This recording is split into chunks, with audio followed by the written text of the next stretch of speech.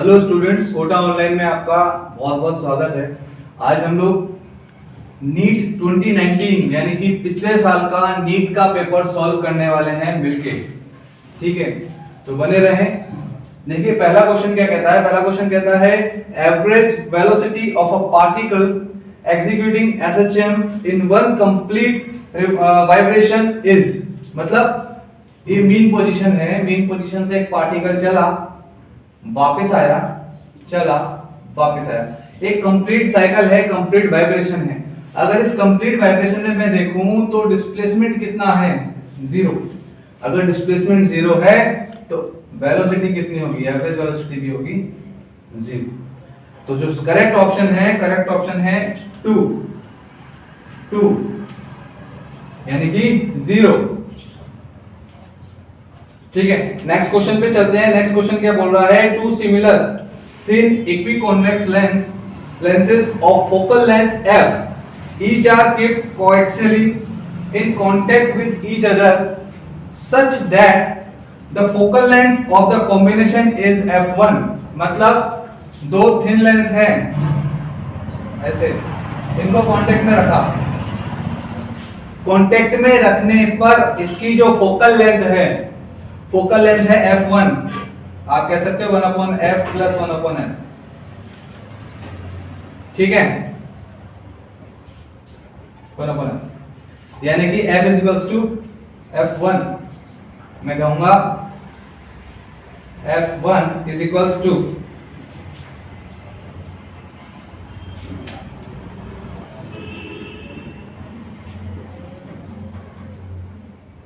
f/2। Now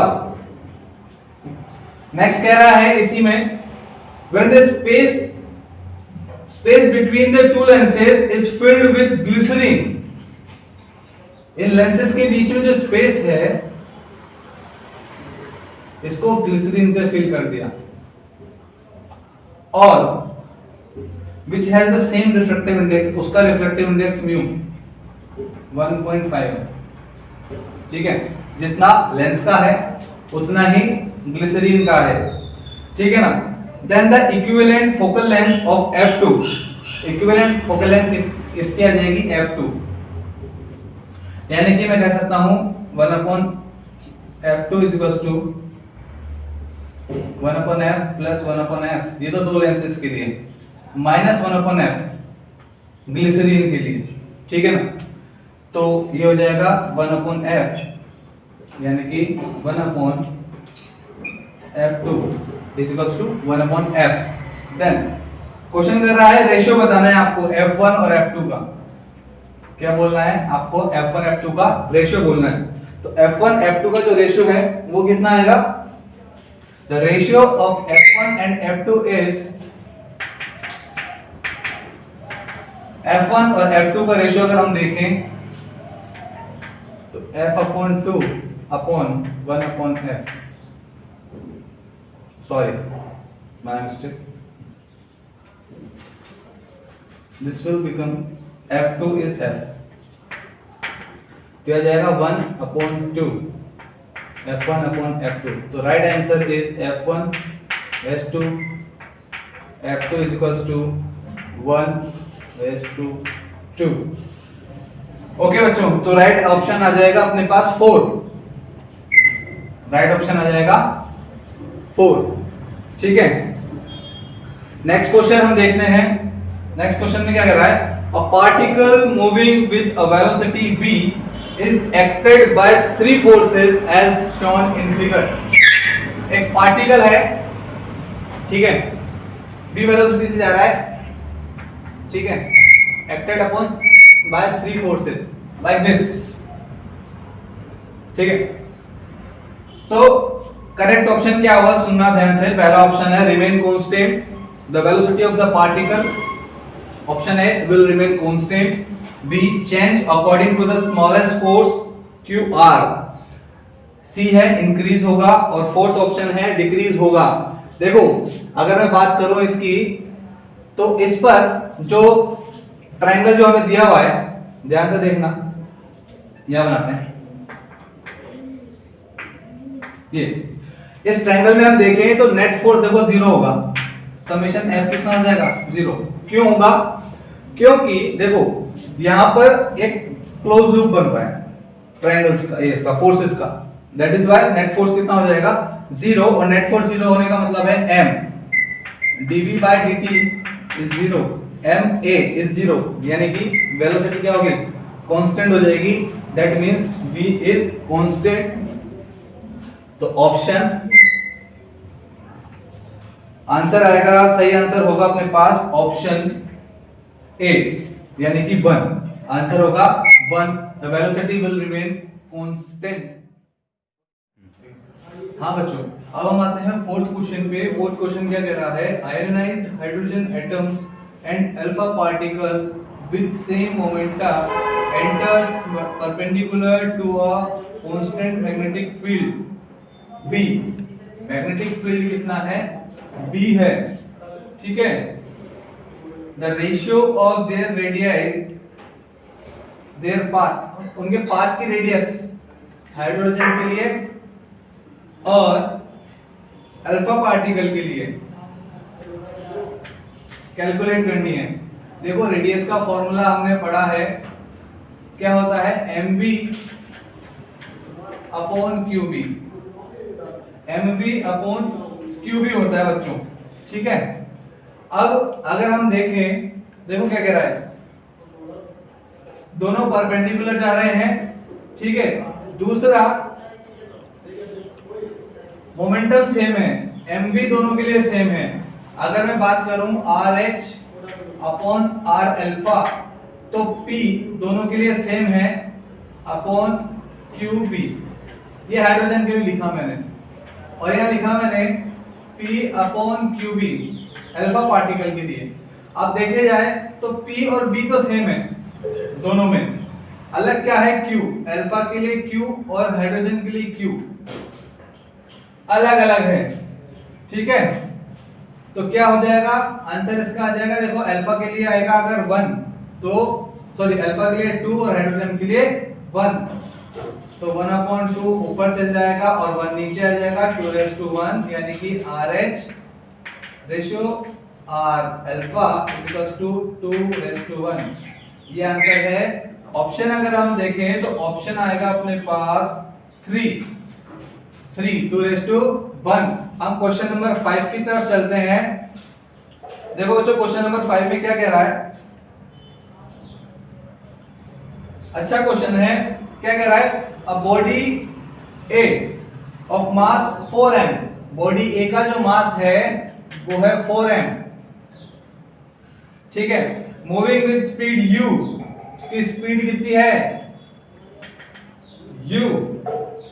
another body B, body B का जो mass है वो दिया हुआ है 2m, ठीक है, और वो रेस्ट में है, इसकी स्पीड 0 है। The collision is head on and elastic in nature, elastic collision है यानी कि काइनेटिक एनर्जी का लॉस नहीं होगा, ठीक है। After the collision the fraction of kinetic energy lost by the colliding A is, देखो बात समझना, यहां पे क्या कह रहा है, वो पूछ रहा है delta K E change in kinetic energy A की और अपॉन काइनेटिक एनर्जी A के लिए पूछ रहा है वो। देखो इसका अगर हम लोग फॉर्मूला डिराइव करते हैं, थोड़ा सा लेंथी होता है। फॉर्मूला क्या आता है, 4m1m2 upon m1 plus m2, ठीक है, स्क्वायर आता है इसका, सॉरी। तो क्या हो जाएगा 4 into 4m into 2m upon 4m plus 2m square. जब इसको सॉल्व करते हैं तो ये अपने पास आता है 8/9 विच इज ऑप्शन 4। आंसर इज 4, 5 का आंसर 4 है। क्वेश्चन नंबर 6 की तरफ चलते हैं। देखो क्वेश्चन नंबर 6 में क्या कह रहा है, स्पीड ऑफ अ स्विमर, एक स्विमर है in still water is 20 metre per second, the speed of river is 10 metre per second and it is flowing due east east की तरफ कोई रिवर फ्लो कर रही है ऐसे, ठीक है ना, इसकी स्पीड है 10 मीटर पर सेकेंड, एक स्विमर है 20 मीटर पर सेकेंड से चल रहा है। if he is standing on the south bank of the and wishes to cross the river along the southern path, ठीक है, the angle which he should make with strokes with respect to north is given by, देखो क्या होगा, वो river को straight cross करना चाहता है 20 मीटर पर सेकंड, उसकी स्पीड यहाँ पे नहीं लिखती है, यहाँ स्ट्रेट क्रॉस करना चाहता है। मान लो ये रिवर है, आदमी ऐसे ऐसे पहुंचना चाहता है तो उसको ऐसे स्विम करना पड़ेगा। ये स्पीड अपने पास है 10 मीटर पर सेकंड, ये 20 मीटर पर सेकंड। एंगल पूछ रहा है थीटा, आप क्या कर सकते हो, v, ये v है, इसका sine theta, v sine theta is equals to 10, ठीक है ना, तो sine theta is equals to 10/20, that is 1/2, तो theta is equals to 30 degree, ये आंसर है, ठीक है बच्चों। हाँ बच्चों, सेकंड देखो 7th क्वेश्चन में क्या हमने पूछा हुआ है, दो सर्किट गिवन है, पहला सर्किट ये है, सेकंड ये है। इसमें देखो दोनों में डिफरेंस क्या है कि यहाँ पे वोल्टमीटर है और यहाँ पे वोल्टमीटर के साथ एक रेजिस्टेंस है। अब देखो पूछा क्या है, पूछा ये है कि वोल्टमीटर और एमीटर की रीडिंग विल बी, मतलब क्या रीडिंग जो है वो कैसी होगी। ऑप्शन क्या दिए हुए हैं कि V1 बराबर V2, I1 बराबर I2, सेकंड ऑप्शन दिया हुआ है V2 greater than V1 and I1 greater than I2, third option दिया है V2 greater than V1 and I1 is equals to I2, and fourth option is V1 is equals to V2 and I1 is greater than I2। तो देखो चारों में से क्या option होंगे, बात समझना। अगर मैं बात करूं वोल्ट मीटर की, तो एक आइडियल वोल्ट मीटर का जो रेजिस्टेंस होता है वो होता है इनफाइनाइट, ठीक है। तो यहाँ पे अगर मैं बात करूं, देखो यहाँ पे करंट कितना आएगा, करंट की बात करें तो करंट आएगा अपने पास 10/10 यानी कि 1 एम्पियर, ठीक है। लेकिन यहाँ पर देखो, यहाँ पे इसका जो रेजिस्टेंस है वो इनफाइनाइट है, इनफाइनाइट में आप 10 जोड़ दोगे तो 10 प्लस इनफाइनाइट ही रहेगा वो, तो इसमें से कोई करंट फ्लो नहीं कर रहा है, करंट टोटल इसमें से फ्लो करेगा यहाँ की तरह, जैसे यहाँ पे इसमें से कर रहा है वैसे ही करंट इसमें से फ्लो करेगा। अब ये फ्लो करने वाला करंट कितना है, देखो यहाँ से कोई करंट नहीं है तो 10/10, ये 10 वोल्ट है, ठीक है। तो यहाँ पे भी करंट कितना होगा 10/10 यानी कि दोनों जगह करंट इक्वल है। और सोचो दोनों में जो वोल्ट मीटर की रीडिंग होगी, यहाँ पर भी 10 आएगी और यहाँ पर भी 10 होगी, क्योंकि इसमें से कुछ करंट फ्लो कर नहीं रहा है, इसलिए टोटल 10 और 10 यानी कि ऑप्शन ए 1, ऑप्शन 1 आंसर हो जाएगा अपने पास। क्या है ऑप्शन 1 में V1 बराबर V2 और I1 बराबर I2। हम लोग 8th क्वेश्चन पे चलते हैं बच्चों। क्या कह रहा है, 800 टर्न्स कॉइल, एक 800 टर्न है कॉइल में, ऑफ इफेक्टिव एरिया सबसे पहले नंबर ऑफ टर्न है 800, क्वेश्चन नंबर 800, एरिया जो है, एरिया है अपने पास 0.05 मीटर स्क्वायर, इसको मैं चेंज कर सकता हूं 5 into 10 raised to 123, ठीक है। यहाँ इसी में रहने दो, इसको 0.5 मीटर स्क्वायर रहने दो, मीटर नहीं रखना अपन को, चेंज करने की जरूरत नहीं है, ठीक है। और उसमें हमें गिवन है इसकी in kept in perpendicular to a magnetic field, magnetic field given है अपन को 5 into 10 - -5 टेस्ला, ठीक है। इसको 90 डिग्री रोटेट करना है, ठीक है, 0.1 सेकंड में। The EMF induced in the coil, क्या बोल रहा है, सिंपल सा क्वेश्चन है कि एक कॉइल है, एक कॉइल को आपने क्या किया, एक मैग्नेटिक फील्ड में रखा है perpendicular to the magnetic field, ठीक है। उसका एरिया क्या है, परपेंडिकुलर है मैग्नेटिक फील्ड के, ठीक है। ये अगर कॉइल है तो इसका एरिया वेक्टर ऐसा होगा, एक पेंसिल की तरह बाहर निकलता हुआ, ठीक है। इसको मैग्नेटिक फील्ड के परपेंडिकुलर रख दिया। अब ऐसा कह रहा है इसको 90 डिग्री रोटेट करने के लिए कितना वर्क करना पड़ेगा, ठीक है। तो वर्क कितना होता है एन बी ए कॉस 90 माइनस एन बी ए कॉस 0, ठीक है। तो वर्क कितना आ जाएगा, इसका वर्क आ जाएगा माइनस का एन बी ए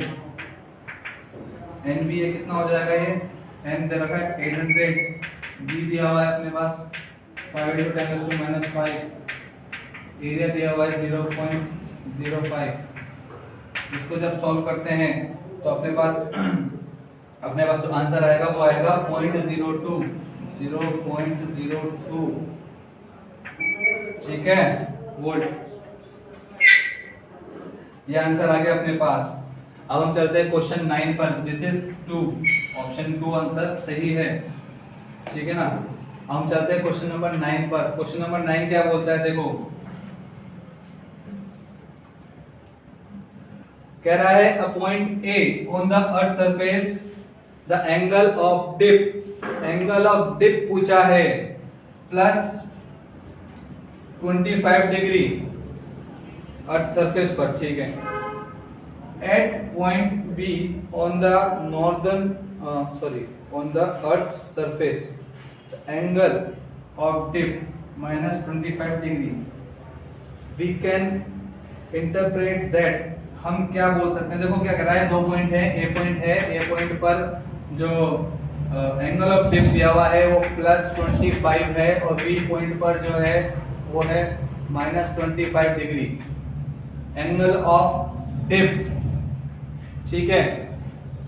एक चीज हमें याद है, अगर हमने अच्छे से पढ़ा है तो याद होनी चाहिए है कि नॉर्दर्न हेमिस्फीयर में अगर हम देखें तो एंगल ऑफ डिप पॉजिटिव होता है और साउदर्न पर हेमिस्फीयर पर नेगेटिव, ठीक है। इस पॉइंट को लेकर के चलते हैं और ऑप्शंस देखते हैं। ऑप्शन क्या कह रहा है, A is located in northern hemisphere and B is located in southern hemisphere, ये बात तो सही है। सेकंड ऑप्शन देखते हैं, A and B both are located, गलत, साउदर्न हेमिस्फीयर। सेकंड ऑप्शन कह रहा है ए और बी दोनों साउदर्न पर हैं, गलत है। ए और बी दोनों नॉर्थर्न पे हैं, नॉर्दर्न में नहीं है, तो ऑप्शन ए सही है वैसे। और फोर्थ ऑप्शन क्या कह रहा है, A is located in the southern hemisphere and B is located in northern hemisphere, तो आंसर ए यानी कि 1, ऑप्शन 1 सही है। ये नॉर्थर्न हेमिस्फीयर पर है और ये साउदर्न हेमिस्फीयर पर है। हाँ बच्चों, अब हम बात करते हैं क्वेश्चन नंबर 10 की। क्वेश्चन नंबर 10 में क्या कह रहा है, an electron is accelerated through an potential difference of 10,000 volt. 10,000 volt का पोटेंशियल डिफरेंस है। It's de Broglie wavelength is nearly, de Broglie wavelength पूछी है, उसका फॉर्मूला क्या होता है, अगर हम देखें तो होता है √150 अपॉन बी, यानी कि इसको हम 12.24 अपॉन √bp कहते हैं, ठीक है। तो ये कितना हो जाएगा बच्चों, ये हो जाएगा 12.24 अपॉन √10,000, तो ये हो जाएगा 12.24 multiplied by 10⁻², 0.1224, ये हो जाएगा बेटा, ठीक है। तो ये अपने पास आ जाएगा, आंसर आएगा अपने पास ऑप्शन, अच्छा ऑप्शन दिया हुआ है मीटर में, तो मीटर के लिए इसको 10⁻² -10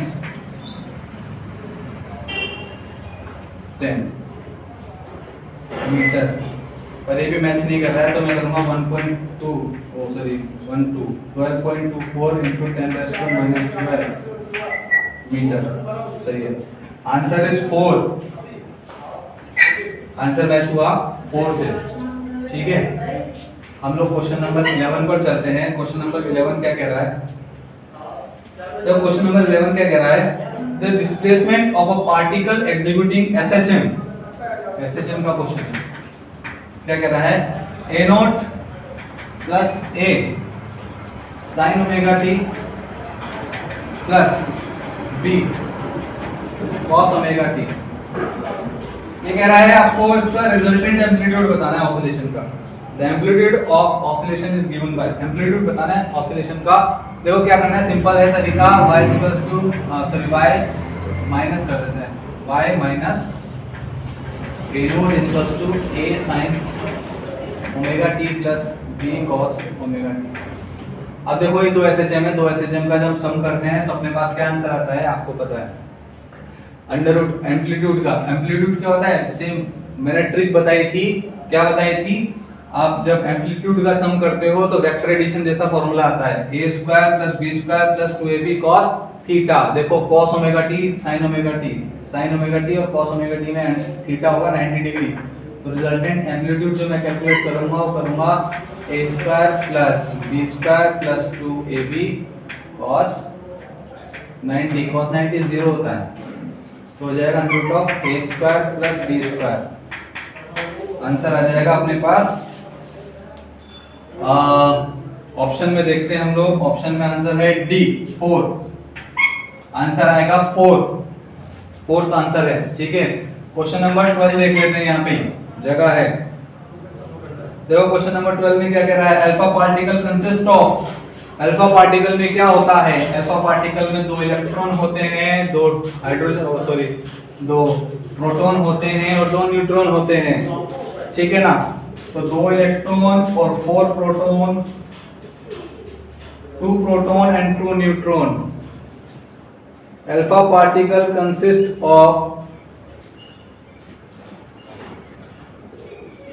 2 proton and 2 neutron. Alpha particle में 2 प्रोटॉन और 2 न्यूट्रॉन होते हैं। आयनाइज्ड हीलियम को हम लोग अल्फा पार्टिकल कहते हैं। तो आंसर आएगा अपने पास 3। Alpha particle consist of 2 proton and 2 neutron. ठीक है, हाँ बच्चों अगला क्वेश्चन देखते हैं। अगला क्वेश्चन क्या कह रहा है, हाँ, a hollow metal sphere of radius capital R is uniformly charged। एक hollow sphere है, उसको uniformly charge कर दिया है। तो electric field due to the sphere at the distance R from the center, center से, ये center से R distance। देखो मेटल होलो है, मेटेलिक स्फीयर है, तो यहाँ पर इलेक्ट्रिक फील्ड 0 होता है अंदर। और बाहर की बात करें KQ upon R square. Surface पर इसकी रेडियस मान लो R है, तो सरफेस पर कितना होगा, ये आउट होगा, आउटसाइड। और सरफेस पर KQ अपॉन R स्क्वायर। ठीक है, अब ध्यान से सुनना बच्चों, क्वेश्चन में कह रहा है option A 0 as increases for small r less than capital R increases, मतलब increases R for R capital R, that means कि अंदर अगर हम जाएंगे तो बढ़ेगा, ऐसा तो नहीं होता, अंदर तो 0 होगा। तो सही ऑप्शन जो इसका है सेकंड ऑप्शन देखते हैं, decreases as increase for small r greater than capital R, so less than capital R, and for R नहीं, डिक्रीज नहीं हो सकता, मतलब दोनों केसेस में डिक्रीज नहीं होगा। फोर्थ ऑप्शन इसका सही है 0, पहले 0 है, as increase R small r less than capital R, यानी कि कैपिटल R से अगर कम है, यानी कि within the sphere electric field remains 0, always 0, और इसके बाहर जाएगा, यानी कि जब स्मॉल r ग्रेटर देन हो जाएगा कैपिटल R से, तो क्या होगा, इंक्रीज होगा। ग्राफ याद करो, ऐसा बनता है। ठीक है ना, याद रखना है। तो आंसर आएगा क्या, आंसर अपना आएगा, correct answer is 4, correct answer is 4। ठीक है, नेक्स्ट 104, क्वेश्चन नंबर 104। ठीक है ना, S2 सीरीज को सॉल्व कर रहे हैं हम लोग। In an experiment the percentage of error occur in the measurement of physical quantities A, B, C and D are 1%, 2%, 3%, delta A upon A 1% है, डेल्टा B अपॉन B 2% है, delta C upon C 3% है, delta D upon D 4% है। ठीक है। Then the maximum percentage of error in measurement x, where x का formula दिया हुआ है बेटा, फॉर्मूला दिया हुआ है a स्क्वायर b हाफ पर हाफ मतलब under root b c 1/3 and d cube. इस तरह से दिया हुआ है। तो देखो क्या करेंगे, इसका परसेंटेज एरर का फॉर्मूला क्या होता है, डेल्टा x अपॉन x, ये लिखा हुआ है ना मैंने, इसको लिखेंगे मल्टीप्लाई बाय 100 कर लेते हैं, परसेंटेज आ जाएगा। ठीक है ना। देखो क्या करेंगे, सबसे पहले हम फॉर्मूले पे चलते हैं। इस फॉर्मूले को खोलेंगे तो कैसे लिखेंगे, 2 पावर 2 है तो 2 पहले आ जाता है, डेल्टा a अपॉन a। ठीक है बच्चों, 2 delta a upon a, a के स्क्वायर है, a पावर 2 है, b पावर हाफ है, plus 1/2 delta b upon b। Error है इसलिए माइनस नहीं लिख रहा, माइनस नहीं होगा प्लस ही होगा क्योंकि एरर है, एरर में माइनस थोड़ी करेंगे। 1/3 c upon c, then finally 3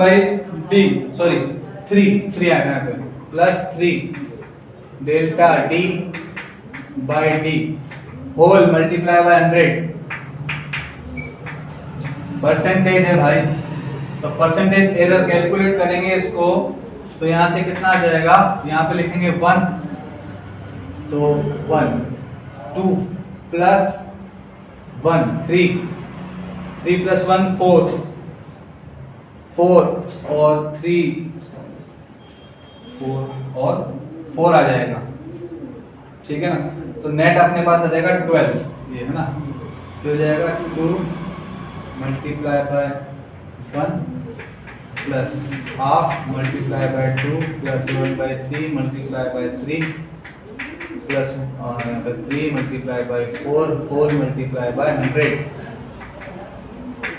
तो हो जाएगा ये यहाँ से 1 2 3 4 4 और 12 16% आंसर आ जाएगा। Answer is 16%। Kabir Das ji board पढ़ना चाहिए बच्चों। नेक्स्ट क्वेश्चन पे चलते हैं हम। कह रहा है अ फोर्स F गिवन है 20 plus 10 y x on the particle in y direction where F is in Newton में दिया हुआ है, ठीक है, and y is in metre, ठीक है।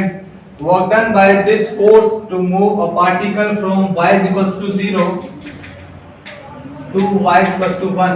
वर्क डन कैलकुलेट करने के लिए इंटीग्रेशन f dy कर दूंगा, तो यहाँ लिखूंगा मैं, अच्छा 0 से 1 तक, तो मैं लिखूंगा 0 से 1 20 प्लस 10y dy, ठीक है, तो 20y plus 10y square upon 2, 0 से 1 लिमिट रखूंगा, तो आंसर आएगा अपने पास 25 जूल, ये आंसर आएगा। नेक्स्ट क्वेश्चन पे चलते हैं। नेक्स्ट क्वेश्चन कह रहा है in which of following,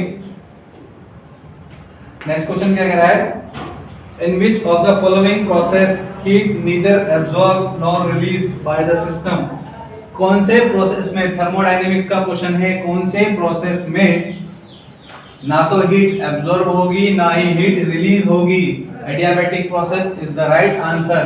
from the definition we can say heat neither be released nor absorb. Okay, next question पे चलते हैं।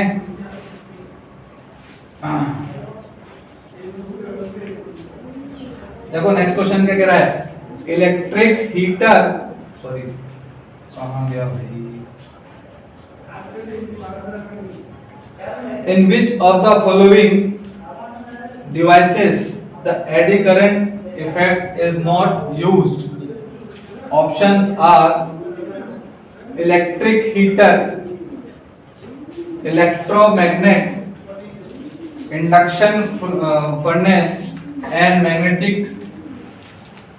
Breaking in trains. मतलब किन में एडी करंट का यूज नहीं होता, किसमें?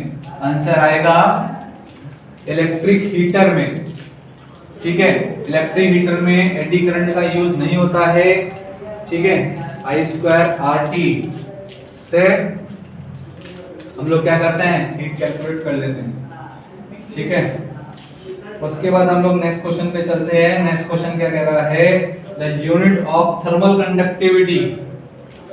थर्मल कंडक्टिविटी की यूनिट होती है, देखो निकालने के लिए, dQ/dt क्या होता है, K A डेल्टा T/L।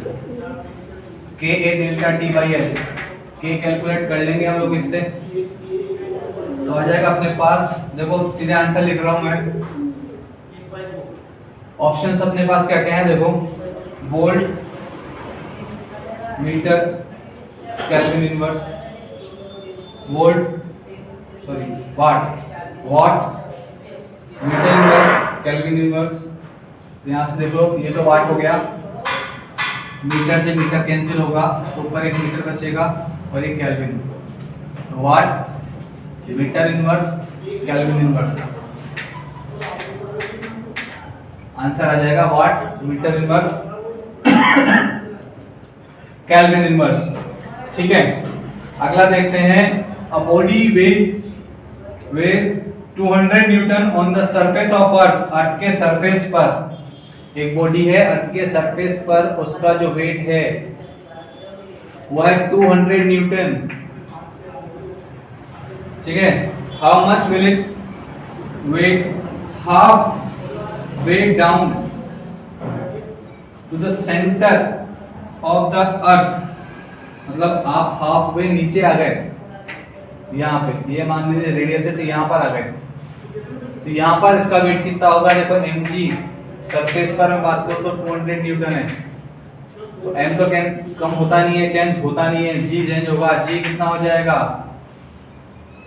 बोलो बच्चों, g हो जाएगा अपने पास, g डैश हो जाएगा g इंटू 1 माइनस d/d होता है, d/r। ठीक है, 1 माइनस d/r, और d को मैं r/2 लिखूंगा, g 1 minus r/2 upon r। कितना हो जाएगा ये, r/2r 1 माइनस 1 g/2। तो फिर mg कितना हो जाएगा, mg डैश लिखना पड़ेगा, mg डैश हो जाएगा, यहाँ पे देखो, यहाँ पर जो m है वो है अपने पास हम लोग लगभग 20। ठीक है, तो 20 हो जाएगा, 20 इंटू 10, सॉरी g डैश हो जाएगा 10/2। तो अप्रोक्स अपने पास आंसर आ जाएगा 100 न्यूटन।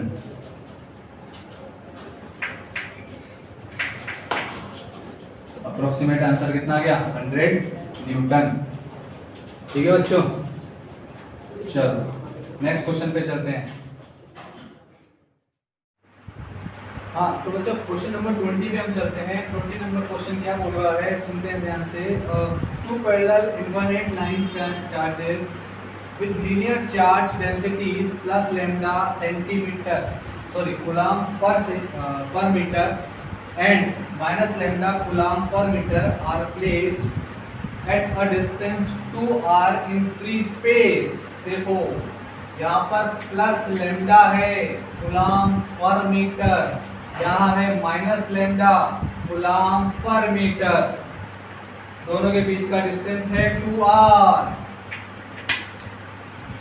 ठीक है, What is the electric field midway between two line charges? यहाँ पर हमें क्या निकालना है, हमें कैलकुलेट करना है इलेक्ट्रिक फील्ड क्या होता है due to line charge. Electric field होता है 2k lambda upon r। r यहाँ से भी r है, यहाँ से भी r है। अगर मैं बात करूँ इसके कारण इलेक्ट्रिक फील्ड ऐसे जाएगा, और इसके कारण इलेक्ट्रिक फील्ड अंदर जाएगा। दोनों का इलेक्ट्रिक फील्ड क्या है, सेम डायरेक्शन में है, यानी कि E1 और E2 2 के लैम्डा अपॉन आर ऐड हो जाएगा, नेट भी आ जाएगा 4 के लैम्डा अपॉन आर। तो जो ऑप्शन सही है, ए की वैल्यू रखनी पड़ेगी 1/4 pi epsilon naught lambda upon R, तो हो जाएगा lambda upon pi epsilon naught. Answer, right answer is 1।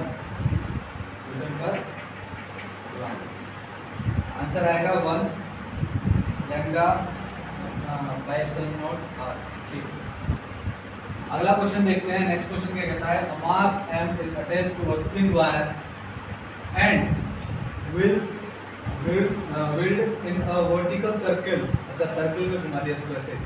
The wire is the most likely to break when, एक वायर लिया उसको ऐसे सर्कल में घुमा दिया, ये बात तो बात कर रहा है कि कब टूट सकता है, सबसे ज्यादा टूटने की संभावना कब है। देखो, जब तनाव सबसे ज्यादा होगा, tension in the wire maximum होगा, तब क्या होगा, ये टूट सकता है।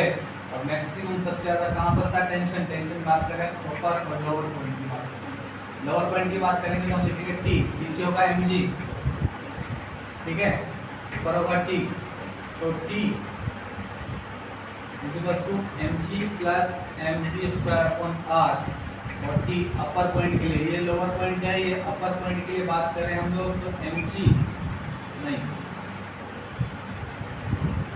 mv² अपॉन r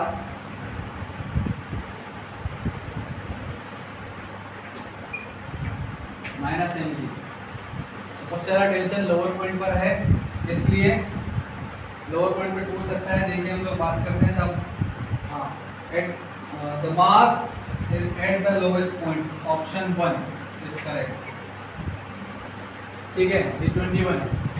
नेक्स्ट का क्वेश्चन करते हैं। 22 में क्या कह रहा है क्वेश्चन, देखो अच्छा क्वेश्चन है नेक्स्ट वाला भी। क्या कह रहा है, आपको ये बताना है कौन से लॉजिक गेट जैसा है ये सिस्टम अरेंजमेंट। देखो ऐसा,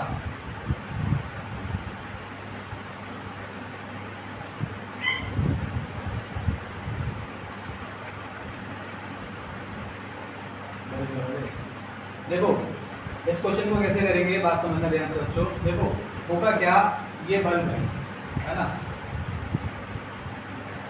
तो बल्ब के हिसाब से पहले हम लोग क्या करते हैं, लॉजिक टेबल बना लेते हैं, है ना, ट्रुथ टेबल। लॉजिक गेट्स के लिए जो बनती है ट्रुथ टेबल, वो बना लेते हैं। देखो सबसे पहले हम लोग जब इसको एक कहते हैं, इसको भी ए को ऑन करेंगे, मतलब ऑन कर देंगे, तो यहाँ पे कोई करंट फ्लो नहीं करेगा। ए, बी और वाई के लिखते हैं।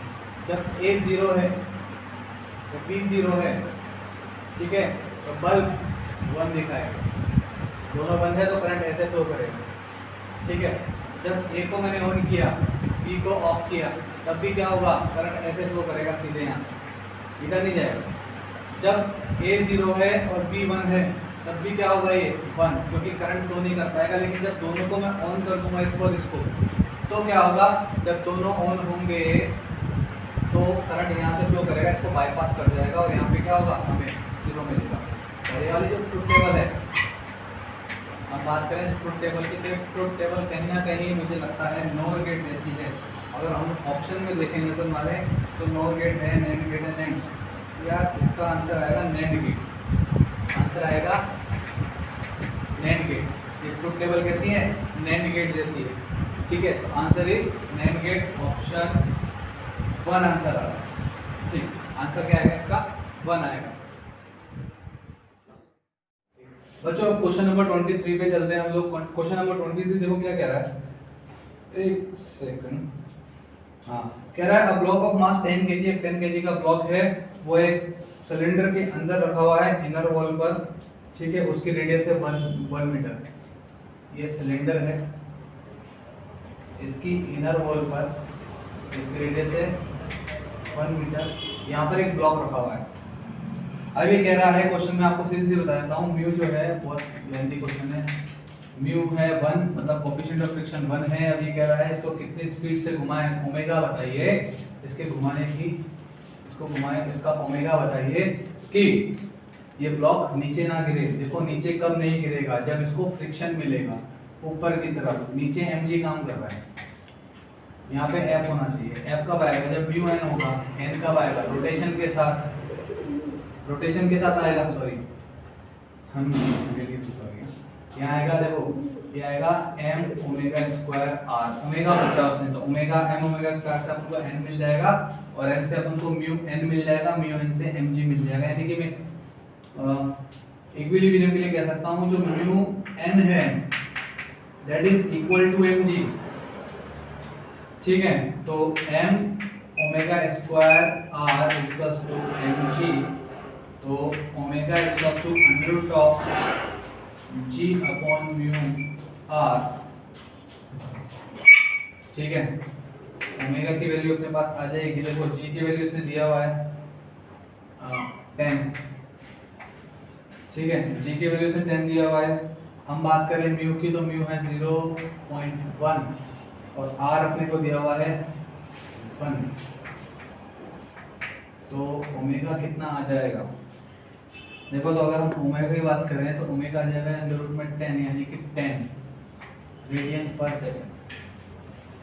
आपने इसको 10 रेडियन पर सेकंड से घुमाना है। अगर अपन आंसर की बात करें तो option A, option 1 is correct answer. ठीक है, 10 रेडियन पर सेकंड। हम लोग नेक्स्ट क्वेश्चन की तरफ चलते हैं। बच्चों, क्वेश्चन नंबर 24 क्या कह रहा है। क्वेश्चन नंबर 24 कह रहा है एक टैंक है आपके पास, उस टैंक में टाइनी होल किया हुआ है। उस होल का जो साइज है वो है 2 mm स्क्वायर, और इसकी हाइट है h 2 मीटर्स। अब कह रहा है इससे निकलने वाला जो फ्लो है उसका रेट बताइए, मतलब लिक्विड डिस्चार्ज का रेट बताइए। तो Q होता है एरिया इनटू वेलोसिटी। ठीक है, तो एरिया आ जाएगा 2 × 10⁻⁻⁶ metre square multiply by velocity 2gh, तो 2 × 10⁻⁻⁶ under root of 2 × 10 × h, h हुआ अपने पास 2। ठीक है, तो कितना हो जाएगा ये। इसको अगर हम सॉल्व करेंगे बच्चों, तो सॉल्व करने पर अपन को आंसर इसका मिलता है 12.6 × 10⁻⁻⁶।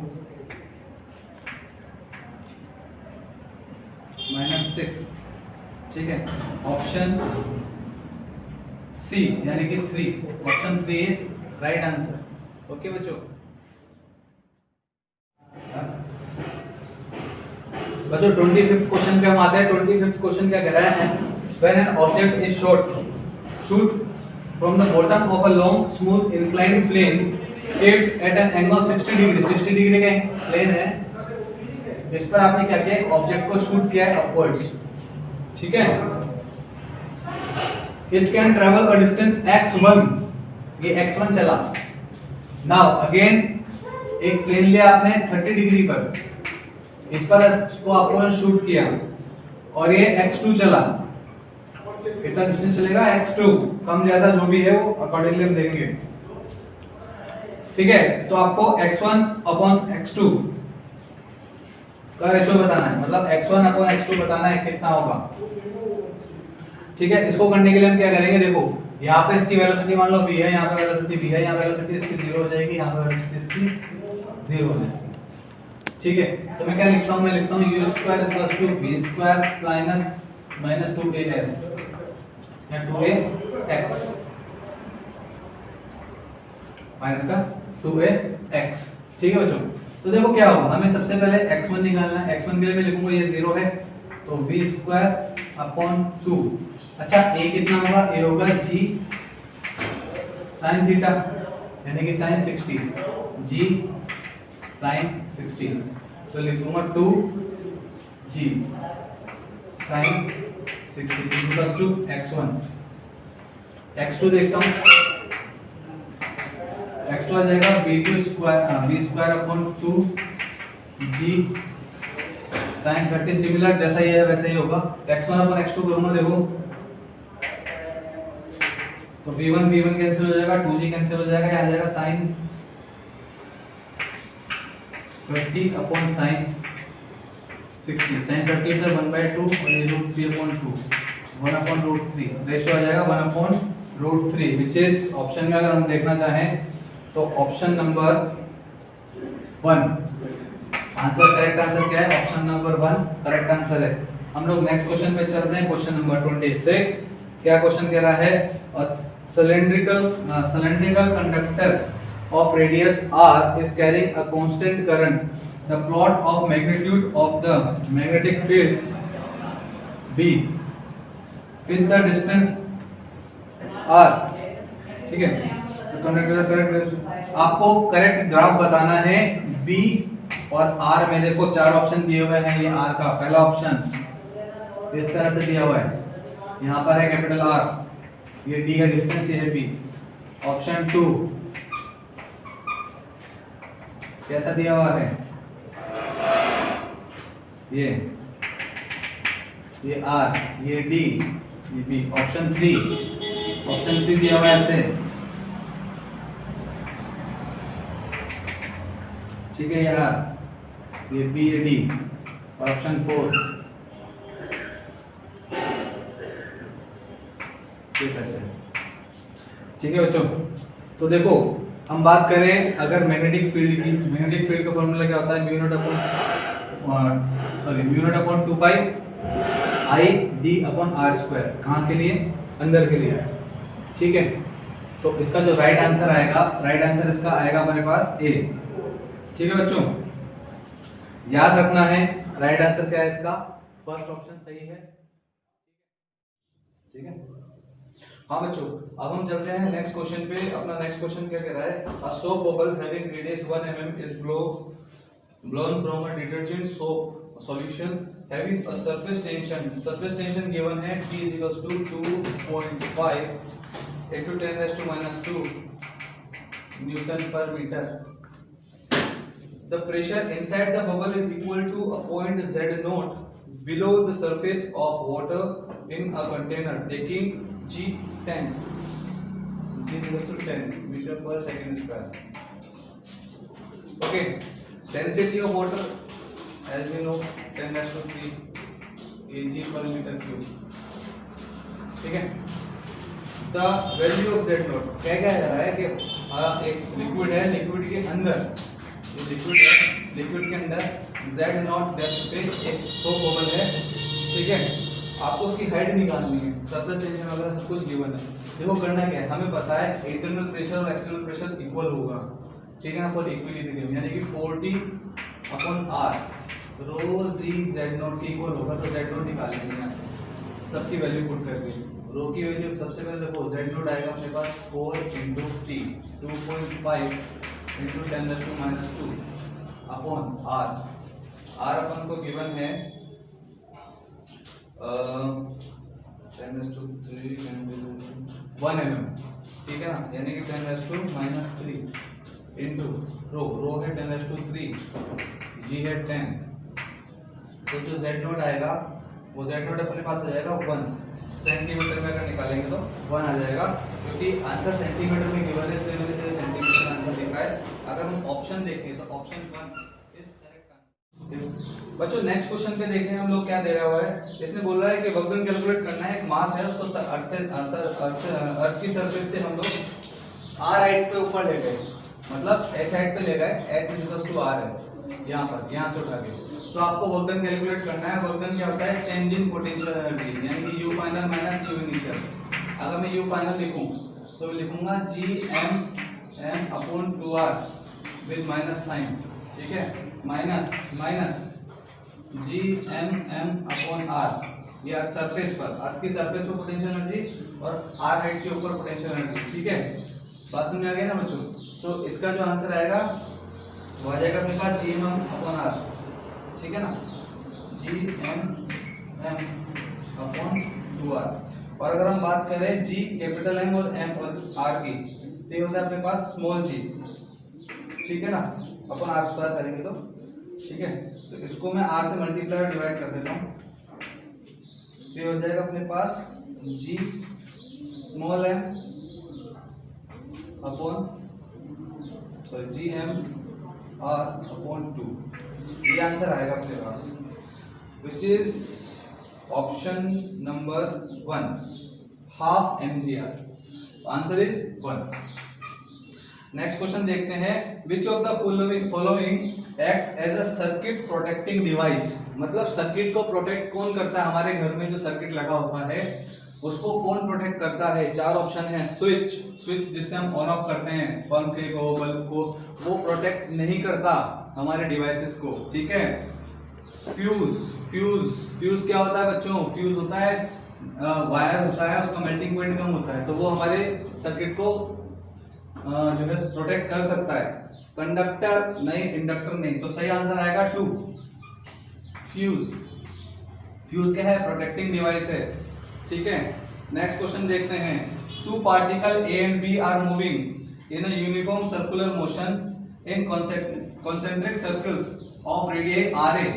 देखो नेक्स्ट क्वेश्चन में एक तो है RA, कॉन्सेंट्रिक सर्कल है, उसकी रेडियस है RA, और RB एंड RB, वेलोसिटी है BA एंड BB, ठीक है। Their time period of rotation is same, time period same है। The ratio of angular speed, देखिए टाइम पीरियड सेम दिया हुआ है, एंगुलर स्पीड क्या होती है, ओमेगा होता है 2π/t, ठीक है, 2π/t। तो दोनों का टाइम पीरियड सेम है, रेडियस से कोई फर्क नहीं पड़ता और वेलोसिटी से कोई फर्क नहीं पड़ता। अगर टाइम पीरियड सेम है तो ओमेगा भी क्या होगा, सेम। तो आंसर जो हमारा आएगा वो आ जाएगा 2, 1:1, क्योंकि दोनों के लिए t सेम है, 2π तो कांस्टेंट है, तो ओमेगा दोनों के लिए सेम है, इसलिए आंसर आएगा अपने पास option number 2 is correct answer and answer is 1:1, ठीक है बच्चों। देखो नेक्स्ट क्वेश्चन में क्या कह रहा है, नेक्स्ट क्वेश्चन में कह रहा है पैरेलल प्लेट कैपेसिटर है, ठीक है, कैपेसिटेंस है उसका 20 microfarad, is being charged by a voltage source, initial potential is changing at the rate 3 volt per second, the conduction current through the connecting wire and the displacement current through the conducting plate of capacitor would be respectively. देखो सबसे पहले बात यह है कि conduction current और आपसे पूछा है डिस्प्लेसमेंट करंट, दोनों सेम होते हैं, दोनों इक्वल होते हैं, ठीक है ना। तो जो ऑप्शन 1 है 60 माइक्रो एम्पियर और 0, और option number 3 0 and 60 micro ampere, ये तो गलत है। अब ऑप्शन नंबर 2 या 4 में से एक सही हो सकता है, या तो 0 होगा या 60 होगा, ठीक है। देखते हैं, देखो क्या कह रखा है इसने कह रखा है जो आपके पास C है वो है 20 माइक्रोफैरेड, ठीक है, C 20 माइक्रोफैरेड है, यानी कि 20 × 10⁻⁶, ठीक है। बात करें हमें करंट चाहिए, मैं इसको कह सकता हूं C = CV, यानी कि अगर मैं dq/dt निकालूं C dV/dt आ जाएगा, dq/dt होता है I, C हमें गिवन है 20। अब बात करें dV/dt हमें गिवन है 3 × 3, तो हो जाएगा 60 × 10⁻⁶, तो आ जाएगा अपने पास 60 माइक्रो एम्पियर। तो सही आंसर आएगा अपने पास 4, ID और IC दोनों आ जाएंगे 60 micro ampere. Option number 4 is correct answer. चलो बच्चों नेक्स्ट क्वेश्चन पे चलते हैं। बच्चों नेक्स्ट क्वेश्चन पे देखते हैं हम लोग। नेक्स्ट क्वेश्चन देखो क्या कह रहा है, डायग्राम आपके पास गिवन है, इसमें कह रहा है the radius of a circle, the radius of a circle, the period of revolution and the initial position and sense of revolution are indicated in the figure। देखो radius of circle दिया हुआ है, time period दिया हुआ है, sense दिया हुआ है revolution का, किस sense में ये रोटेट कर रही है, घूम रही है। y projection of the radius vector of rotating particle, अभी जो rotating particle है इसका आपको y component कैलकुलेट करना है बेटा आपको, ऐसा कह रहा है। देखो t दिया हुआ है 4 सेकेंड, देखो y क्या होता है, y होता है a cos ओमेगा t, ठीक है, यानी कि a cos ओमेगा t अपने पास y है, ठीक है ना। तो a तो अपने पास 3 दे रखा है, cos omega t, omega calculate करना है, ओमेगा कैलकुलेट करेंगे 2π/t से, ठीक है ना, 2π/t से। बस इसको लिख दो। t कितना है अपने पास 4 दिया हुआ है, तो 2 पाई अपॉन 4 यानी कि पाई बाई 2, तो आ जाएगा अपने पास 3 cos pi by 2 into t. ये y आ गया अपने पास।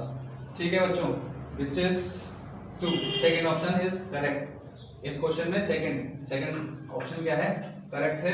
नेक्स्ट क्वेश्चन देखते हैं। For p type semiconductor which of the following statements are true. देखो क्या होता है, सबसे पहली बात है पी टाइप में होल्स जो है वो मेजॉरिटी कैरियर्स होते हैं, ठीक है ना, और ट्राइवेलेंट की हम लोग क्या करते हैं, ये डोपेंट होता है ना। तो ऑप्शन नंबर 4 सही है, holes are majority carriers and trivalent atoms are dopant. Option number 4 आ जाएगा नेक्स्ट क्वेश्चन में। उसके बाद हम नेक्स्ट क्वेश्चन देखते हैं वो क्या कह रहा है। बहुत अच्छा सा सिंपल सा सर्किट गिवन है, सर्किट में ऐसा दे रहा है, देखो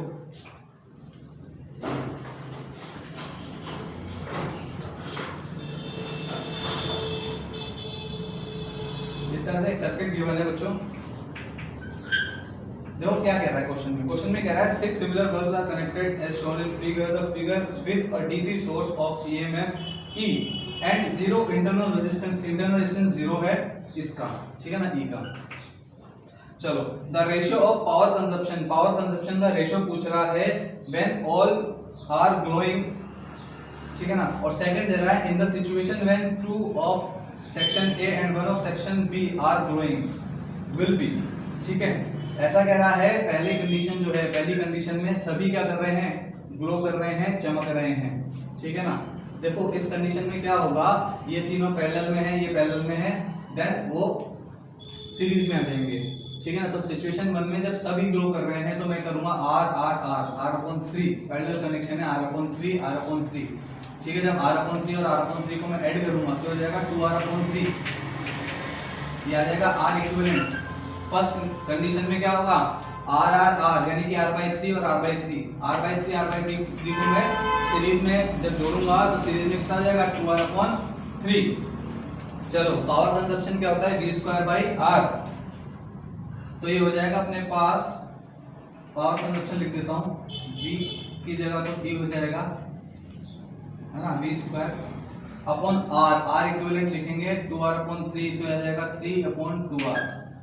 सिचुएशन सेकंड सिचुएशन में देखो क्या कह रहा है, पहले वाले की ये सेक्शन है, ये बी है, ए के तो 2 और बी का 1, यानी कि कंडीशन ऐसी बन गई सेकंड में कंडीशन ऐसी बन गई, ये और ये इस तरह से कंडीशन बन गई है। तो ये दोनों यानी कि r/2 plus r/2 plus r, ये हो जाएगा 3/2r, ठीक है ना। R इक्विवेलेंट कितना आ गया, R इक्विवेलेंट सेकंड कंडीशन के लिए आ गया हमारे पास 3/2r, ठीक है। इस कंडीशन में पावर निकाल दूं मैं, पावर 2, इसको पावर 1 कह देते हैं। पावर 2 अपने पास आ जाएगी e²/2 3r, दोनों का रेशियो निकालना है p1/p2। अगर मैं p1/p2 कैलकुलेट करना चाहूँ बच्चों तो मेरे पास देखो 9/4 आ रहा है आंसर, है ना, विच is option 4। Option 4 is correct answer, option 4 is correct answer, ठीक है। नेक्स्ट क्वेश्चन हम लोग देखते हैं, ठीक। नेक्स्ट क्वेश्चन देखते हैं बच्चों। नेक्स्ट क्वेश्चन में क्या कह रहा है, increase in temperature of a gas filled in a container would lead to. अगर आप एक कंटेनर में जो गैस है उसको गर्म करोगे तो क्या होगा, ऑप्शन ए आता है डिक्रीज इन प्रेशर, नहीं, प्रेशर डिक्रीज नहीं होगा, उसका प्रेशर बढ़ जाएगा। दूसरा डिक्रीज इन इंटरमोलिकुलर डिस्टेंस, अगर आप एक कंटेनर में गैस है तो उसका इंटरमोलिकुलर डिस्टेंस भी नहीं बढ़ सकता। तीसरा हम देखें इंक्रीज इन इट्स मास कैसे बढ़ेगा टेम्परेचर के साथ, लॉजिकली और फॉर्मूला के हिसाब से भी गलत है। हम लोग फोर्थ देखते हैं इंक्रीज इन काइनेटिक एनर्जी, हाँ काइनेटिक एनर्जी बढ़ जाएगी F/2 nRT, ठीक है ना। फॉर्मूला क्या होता है यू F/2 nRT, इससे क्या होगा, काइनेटिक एनर्जी इंक्रीज हो जाएगी। नेक्स्ट क्वेश्चन देखो, in a double slit experiment when light of wavelength 400 nanometre, lambda दिया हुआ है 400 nanometre was used, the angular width of first minima formed on screen placed 1 meter away was found to be 0.2 degree, what will be the angular width of the first minima if the entire experiment apparatus is immersed in water? आपने इस पूरे system को water में यानी कि पानी में डाल दिया है, पानी में डाल दिया है, तो इसका जो थीटा डैश आएगा ना बच्चों, उसको मैं थीटा अपॉन म्यू भी लिख सकता हूँ, और थीटा अपॉन म्यू, ठीक है ना, तो म्यू कितना होता है 4/3, तो हो जाएगा 0.2 अपॉन 4/3, ये ठीक है 1.6। इसको सॉल्व करेंगे तो आएगा 0.6 अपॉन 4, यानी कि ऑप्शन आएगा 0.15 डिग्री, ठीक है ना, विच इज ऑप्शन डी यानी कि 4। Option 4 is right answer. Option 4 क्या होगा, सही आंसर होगा। अगला देखते हैं the total energy of an electron. Next question देखना बच्चों, the total energy of an electron in an atom in an orbit is -3.4 electron volt. Its kinetic and potential energies are, देखो kinetic energy potential energy equal होती है, Ke is equals to Pe which is equals to U/2, which is equals to U/2, ठीक है बच्चों। तो इसमें दिया हुआ है टोटल एनर्जी दिया हुआ है, कितना दिया हुआ है, electron, the total energy of an electron in atom orbit is -3.4 volt, ठीक है 3.4 वोल्ट दिया हुआ है, sorry this is total energy, total energy का होता है, ठीक है। तो अपने पास अगर हम लोग U कैलकुलेट करना है तो इसको 2 से मल्टीप्लाई कर देंगे, तो U इक्वल हो जाएगा 6.8 electron is right answer, which is option. Kinetic energy 3.4 ही होगी बच्चों, ठीक है ना, टोटल एनर्जी के बराबर होती है, और पोटेंशियल एनर्जी उसकी हाफ होती है, ठीक है। तो ये हो जाएगा अपने पास ऑप्शन नंबर 1, ऑप्शन नंबर 1 आ जाएगा, सही आंसर है। Kinetic energy 3.4 and total energy potential energy 6.8 electron volt. Option number 1 is correct answer. Which colour of light has the longest wavelength? VIBGYOR.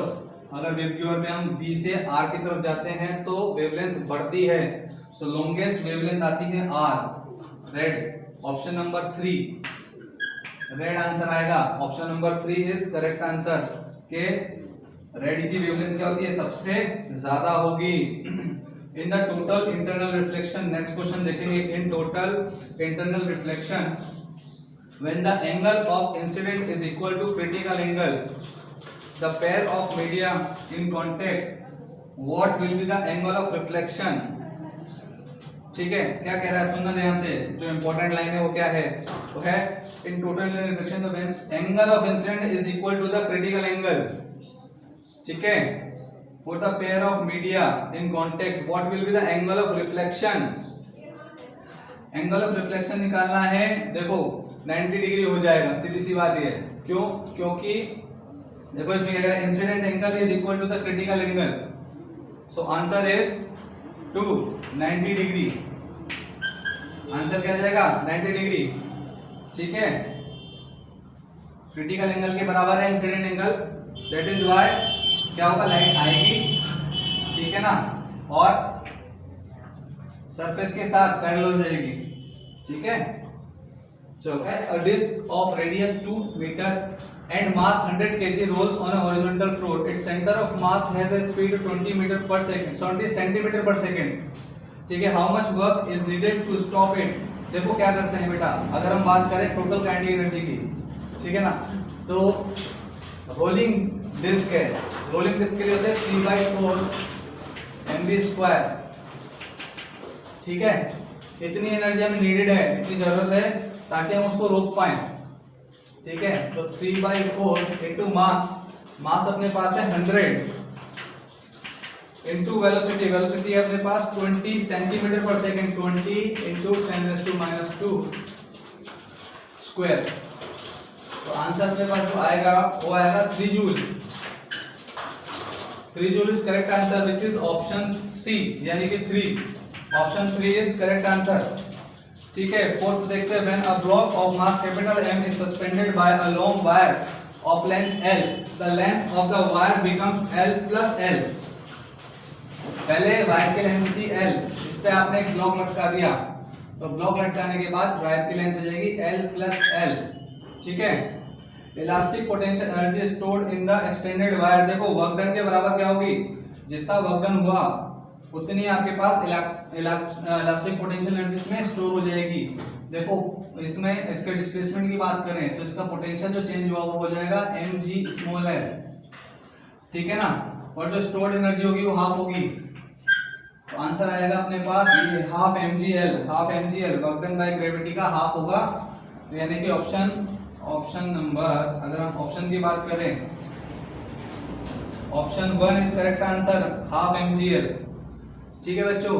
Next question पे चलते हैं। A solid cylinder of mass 2 kg in radius 4 cm is rotating about its axis at the rate 3 rpm. The torque required to stop after 2 pi revolution, इसको 2 pi घुमाने के बाद हमें torque चाहिए।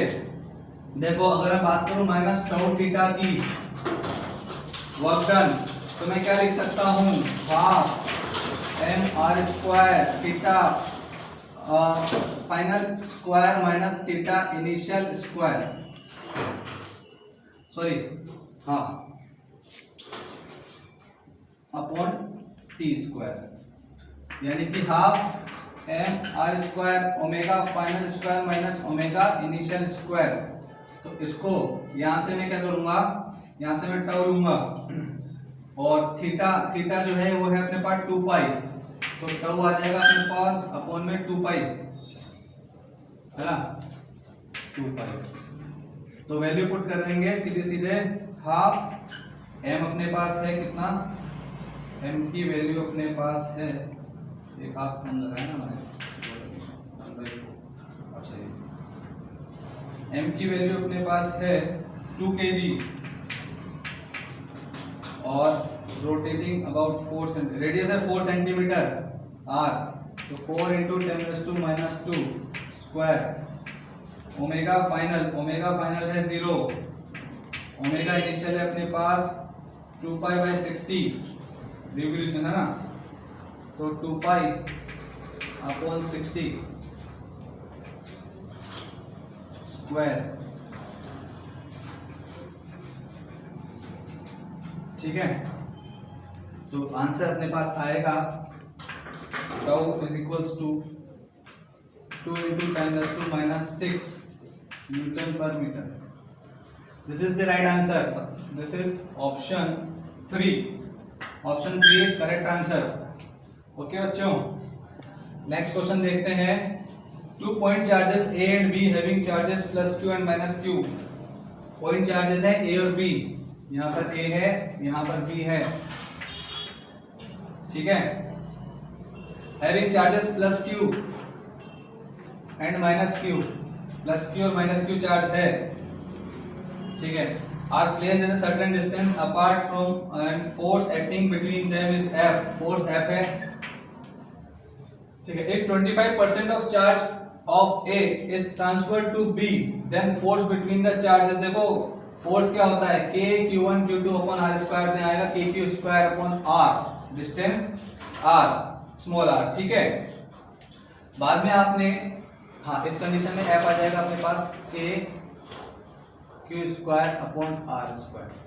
In second situation में आपने 25% A को तो कम कर दिया, यानी कि इसका हो जाएगा अपने पास 3/4 Q, और ये आ जाएगा अपने पास 25% एक्स्ट्रा, यानी कि आ जाएगा 5/4, ठीक है ना। आपने B में ट्रांसफर कर दिया इसको,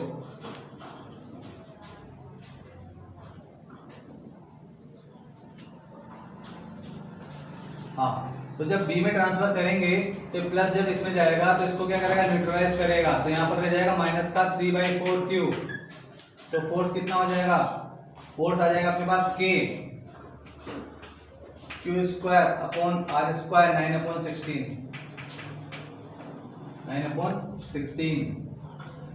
ठीक है।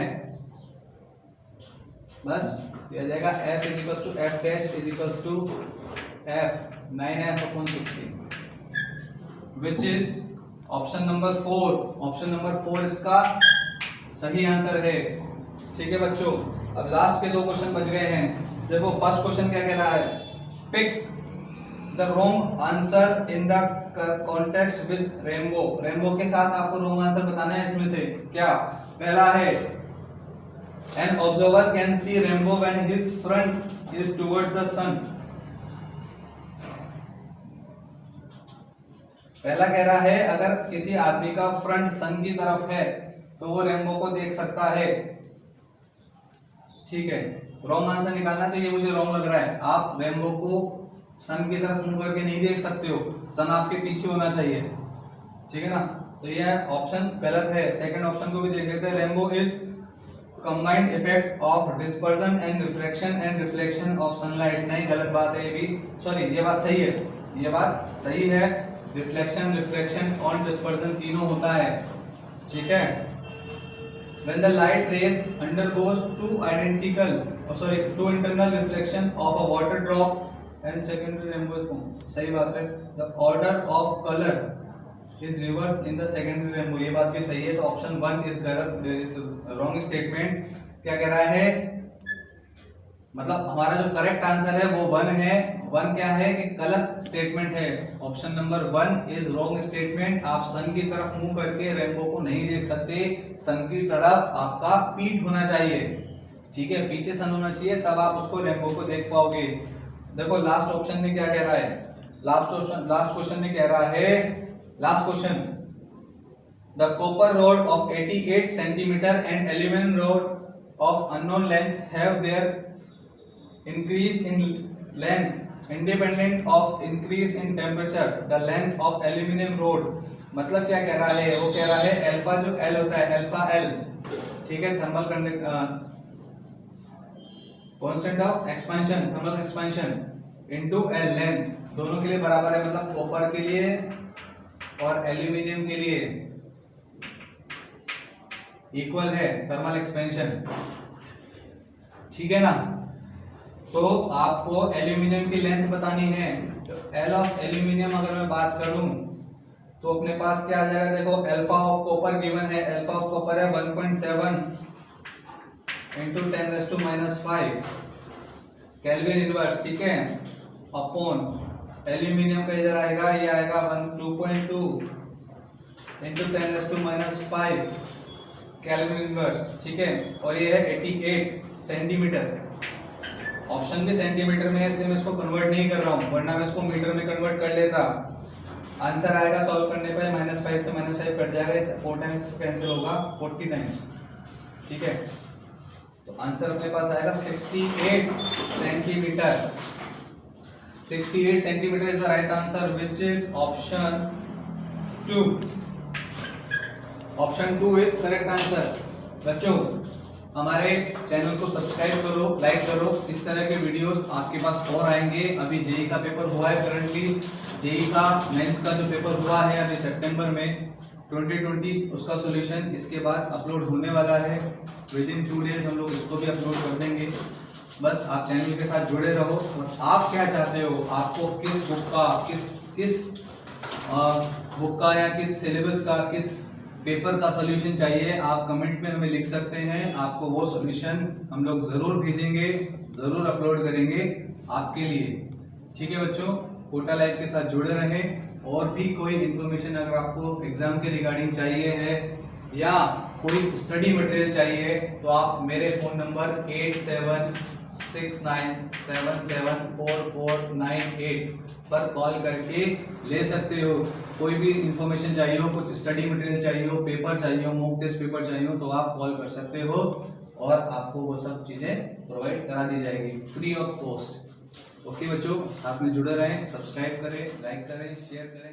Thank you.